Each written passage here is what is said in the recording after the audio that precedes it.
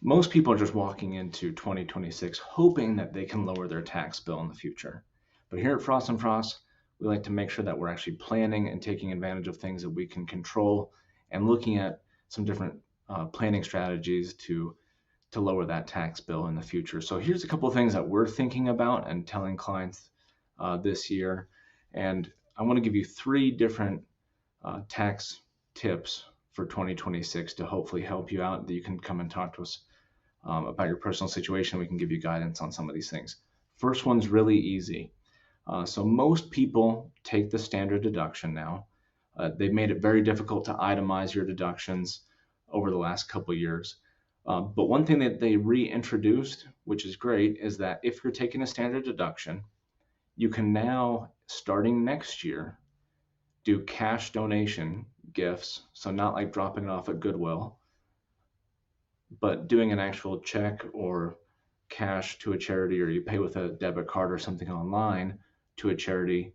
You can now itemize $2,000 as a married couple, or $1,000 per taxpayer in charitable deductions on top of the standard deduction. So that's one thing that's coming back that's really easy, especially for a lot of people that are already giving on a monthly basis small amounts. You probably stop paying attention to it and keeping track of it. I would just say, hey, next year, keep doing that. Just start saving those receipts and keep track of it, so you can take advantage of an extra $2,000 deduction that you can utilize. The next thing also has to do with market volatility. The next two have to do with market volatility. And I think about that with this last year as a perfect example, where as of right now, the S&P 500, the largest 500 companies in the United States, that index that's following those 500 companies is set to finish the end of the year higher than it started at the beginning of the year. But that doesn't mean it went up in a straight line. And we experienced that through March and April this year, where the market was down. As uncomfortable as that is, there are two different strategies we can use when the market is volatile to help your future tax situation, potentially.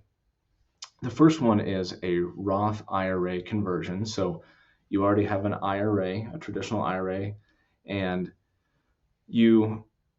let's say the market's down and you have a lot of stocks that are down when the market is, like that was in April, and you've already been converting over to Roths. It's already part of your plan and strategy. You can actually just take some of those shares of that stock and move it over into the Roth IRA. Let's just say you had planned on doing a $10,000 Roth conversion at some point next year. That was your original goal and plan. Now, if you just sell some of your stocks and move over cash, that's fine. But if the market is volatile, one thing that you can do is take that same $10,000 number that you're targeting and move over more shares of whatever stock that you have, move over more shares, so that hopefully when the market does recover, now you've moved over more shares for that $10,000 amount that you put in, and it ends up rebounding, and it recovers and it does a lot better. So it's one way to take advantage of that. Think of that like replanting a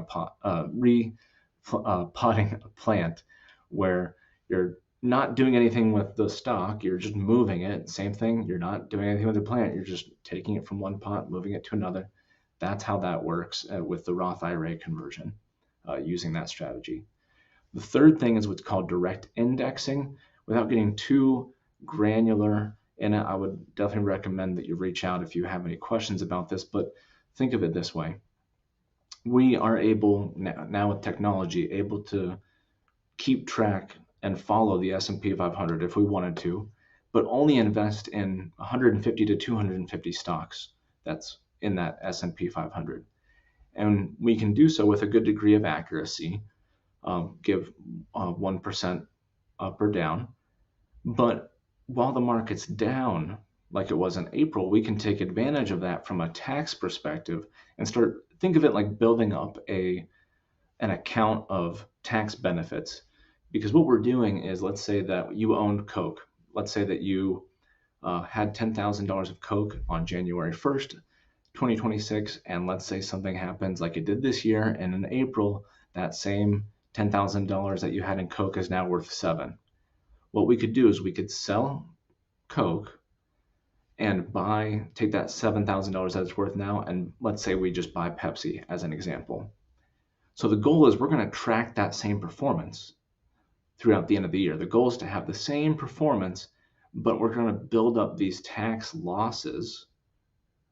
Think of it like a tax benefit. We're building up these tax benefits that you can use for different things, like offsetting a capital gain on a sale of a home. That's a big one, or a rental property, or maybe offsetting the sale of a business. If you're a couple years out, you have a long runway, you can start building up these losses. They don't expire. And it's not that your accounts are down. As long as the market, it's going to be tracking the market, whatever it's doing. So if the market's up, the account should be up. If the market's down, the account should be down. But all along the way, no matter what, any given year, just because the entire market is up on the screen or the TV doesn't necessarily mean all 500 companies in that index are positive. There's a lot of them that are negative throughout the year. So you can take advantage of those ones that are negative while still keeping that same positive return. That's the real benefit of that.